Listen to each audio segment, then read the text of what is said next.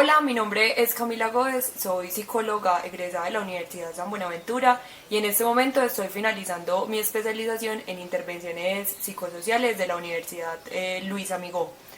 El motivo de este video es hablar un poco sobre los distintos aportes de la psicología social latinoamericana frente a la coyuntura que estamos viviendo con la pandemia del COVID-19 o el coronavirus. Voy a basarme principalmente en tres autores, primero en Ignacio Martín Baró, en su conferencia Hacia una psicología de la liberación, luego en la ponencia del doctor Sergio de Suburia, del conflicto armado al conflicto político en Benjamin y Freud, y por último en el capítulo 2 de La psicología como engaño del profesor Edgar Barrero. Martín Baró, básicamente, en Hacia una psicología de la liberación, habla de tres cosas. La primera, de los diferentes aportes de la psicología social en Latinoamérica. Segundo, el porqué de la esclavitud de la psicología latinoamericana. Y el tercero, algunos aportes para una psicología de la liberación. Inicia diciéndonos que muchas veces los psicólogos hemos tenido que acogernos a un compromiso social y político para trabajar sobre las diferentes luchas o sobre las diferentes problemáticas que han tenido los pueblos. ¿Por qué? Porque la psicología social en Latinoamérica ha sido extremadamente inoperante en resolver esas diferentes problemáticas. Y es allí donde retoma la teología de la liberación de Paulo Freire para hablarnos sobre la necesidad de una concientización, de la articulación entre la dimensión psicológica y la dimensión política que le dé esa respuesta y esa liberación a los pueblos y la transformación social que se necesita, ya que no solamente nuestros pueblos han tenido una incapacidad para leer y para escribir, sino también para leerse y para escribirse a sí mismos. Allí es donde nos pregunta si tenemos las suficientes herramientas, esquemas, conceptos, teorías para pasar a la acción. Y es cuando responde no. No, porque la psicología latinoamericana hunde sus raíces en una dependencia colonizadora que no solamente busca moldear las mentes, sino generar tranquilidad en la conciencia de sus aliados. Y para esto ha buscado tres paradigmas. El primero es un mimetismo cientificista, el segundo es una carencia de una epistemología adecuada y el tercero es un dogmatismo provincial. La primera nos habla de la necesidad de la psicología por tener un reconocimiento científico y tener también un estatus social, lo cual la ha llevado muchas veces a aceptar teorías, modelos y enfoques de manera acrítica, sin tener en cuenta cómo éstas pueden resolver las diferentes necesidades que tienen los pueblos latinoamericanos. El segundo nos habla de diferentes modelos que ha usado la psicología, los cuales son una serie de presupuestos que no se discuten y además no se proponen alternativas, como el positivismo, donde básicamente todo debe ser medible y cuantificable y solamente se pregunta el qué y no se pregunta el cómo. ¿Cómo benefician estas investigaciones o estos encuentros y a quiénes benefician? El segundo es entonces el individualismo, la necesidad de la psicología por dejar a un lado las relaciones sociales y las relaciones con los otros, psicologizando, individualizando las diferentes problemáticas. Y por último, el ahistoricismo. Y es que todos los seres humanos estamos en un contexto y en un lugar determinado y es necesario que nuestras teorías y nuestras visiones y nuestro accionar estén situados en un tiempo y en un lugar. Por último, hablamos del dogmatismo provinciano. Este tercero nos habla sobre los falsos dilemas que se nos ha propuesto desde la psicología, como la psicología científica versus la psicología con el alma, la psicología humanista versus la materialista y tal vez la más importante, la psicología reaccionaria frente a la psicología progresista. La psicología progresista debe de ser aquella que ayude a la liberación de los pueblos y que básicamente tenga la capacidad de una realización histórica y social de los mismos. Y por esta razón es que Martín Baró empieza a proponer tres elementos. Estos tres elementos serán muy importantes porque marcarán un hito, ya que aún después de 30 años de la muerte de Martín Baró siguen siendo el camino a seguir o el camino a plantear. El primero de ellos es un nuevo horizonte. Este nuevo horizonte propone básicamente que la psicología debe despreocuparse de su estatus social y su estatus científico. Debe volver a mirarse y volver a mirar las diferentes problemáticas que tienen sus pueblos. Los pueblos marginados y que han estado bajo la opresión de un sistema que todo el tiempo los ha colocado en segundo plano. El segundo elemento es una nueva epistemología. Es necesario entender que las epistemologías dominantes no dan respuesta a las necesidades de los pueblos y por ello una nueva perspectiva tiene que venir del trabajo con las comunidades, debe ser desde y no para ellos. No es enseñarles a pensar, no es enseñarles a hacer las cosas, sino pensar con ellos. Que no les transmitamos nuestros esquemas ni nuestros saberes, sino teorizar con ellos y desde ellos. Y el último es una nueva praxis. No basta entonces con ubicarnos desde el saber de los pueblos. Es necesario conocerlos, es necesario estar con ellos, es necesario permitirse transformaciones en sí mismo para poder generar una praxis liberadora y transformadora. Como psicólogos muchas veces hemos llegado a las comunidades y a los pueblos desde un lugar de verticalidad. Es necesario cambiar esa praxis a la horizontalidad para que se generen procesos transformadores y procesos de liberación en las comunidades. El segundo autor que vamos a retomar es el doctor Sergio de Zurbia. Y básicamente, como empieza su conferencia, es hablando de las distintas significaciones que tiene la palabra conflictividad, en tanto puede ser entendida como conflicto, lo político, los diferentes sistemas que lo atañen.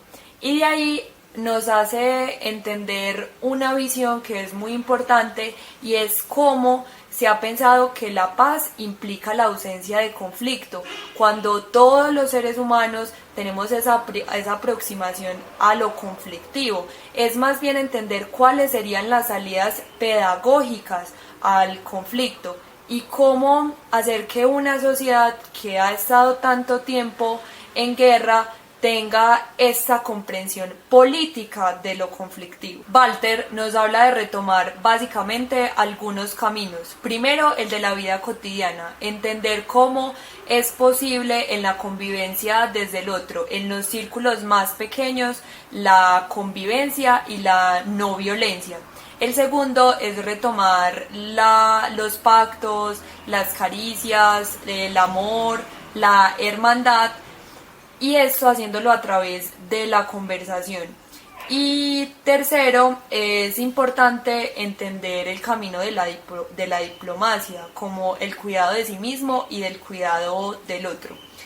Y luego, cuando retoma a Freud en sus cartas con Einstein, habla básicamente de la necesidad de entender que la violencia hace parte de nuestra vida y que hay que entender que no todas, las guerras son iguales. Hay guerras que es necesario combatirlas cuando hay injusticia y cuando hay tiranía. Por último, el profesor Edgar Barrero, en su libro Psicología como el engaño, tiene todo un capítulo dedicado a lo que la psicología no investiga en Colombia.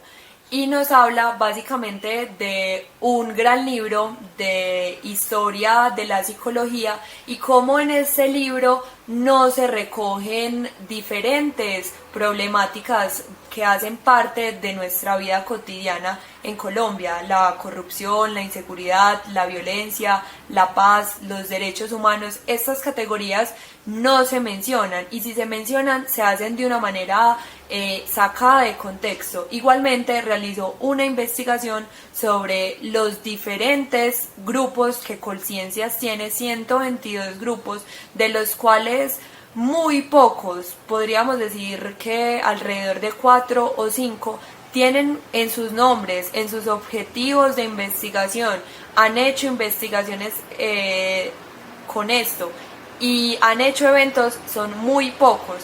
Por esta razón es importante básicamente pensarnos la psicología desde una manera más crítica, y es allí donde viene la articulación con nuestra coyuntura actual del COVID-19.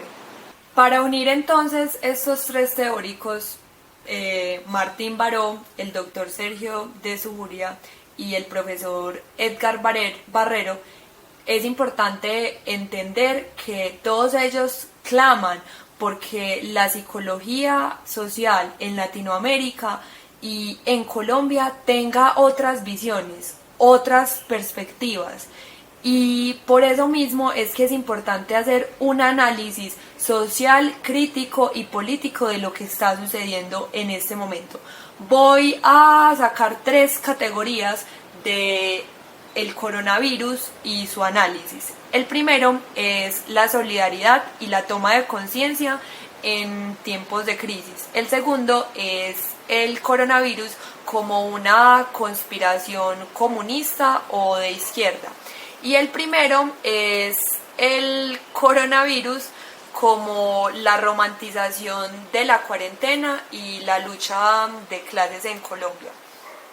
Bueno, el primero de ellos, que es la solidaridad y la toma de conciencia en tiempos de crisis, tiene que ver con ese sentimiento de que como sociedad podemos salir adelante, ¿cierto? De que vamos a lograr salir de la crisis y que tal vez muchas personas están empezando a comprender que en momentos de crisis es necesario estar con el otro o con la otra. Vemos por acá varias imágenes, ¿cierto?, que nos hablan un poquito de esto y quiero leer una. Tal vez estamos empezando a comprender que nadie se salva solo, que las fronteras no existen, que la salud es un derecho universal y que la economía puede esperar, que la vida es frágil y protegerla es un deber colectivo. ¿Será que eso sí se está cumpliendo en este momento? ¿Será que las personas sí lo ven de esa manera? El segundo es el coronavirus como una conspiración izquierdista y comunista, y es que el coronavirus ha tenido muchas interpretaciones sociales y que no se deben de olvidar su dimensión política. Muchas decisiones que se están tomando en este momento sobre cómo manejar la crisis y la pandemia tienen que ver con la economía, tienen que ver con lo laboral, tienen que ver con el medio ambiente y también tienen que ver con cómo asumimos que es un virus que no tiene ni clase social y que no tiene ni grupo poblacional. Es decir, nos puede afectar a todos, pero eso sí será cierto. Y es allí donde viene la última parte, y es la romantización de la cuarentena y el privilegio de clases. Y es que muchas de las personas no pueden pasar cuarentena, muchas de las personas deben ir a trabajar diariamente, y mientras en otros países como en Francia se está buscando que paren los servicios públicos, que paren las deudas bancarias, en nuestro país todavía no se han tomado este tipo de medidas, lo cual habla mucho de cómo las personas en el día a día tienen diferentes acotaciones o diferentes obligaciones que no se lo permiten. Y vemos muchas personas que han estado preocupadas por este tema, por cómo otros y otras no tienen un lugar y no tienen cómo solventar esto, y de allí voy a la última parte que creo que resume muy bien el análisis que estoy intentando realizar. Y es que muchos psicólogos y psicólogas que conozco han estado posteando: hola, soy psicólogo, si tienes algún tipo de ansiedad o algún tipo de ataque o temor, háblame. Y cuando buscas psicología y coronavirus, habla básicamente de 4 efectos psicológicos que puede tener este. Y volvemos nuevamente a la psicologización, a la individualización de la problemática, tratando temas como la ansiedad, como la depresión, que claro, son importantes, pero no estamos haciendo un análisis crítico, social y político de lo que está sucediendo en este momento en Colombia. Seguimos viendo a la psicología desde una perspectiva individual, desde una perspectiva ahistórica, desde una perspectiva apolítica, y necesitamos darle tintes políticos, sociales y económicos a los análisis que estamos realizando.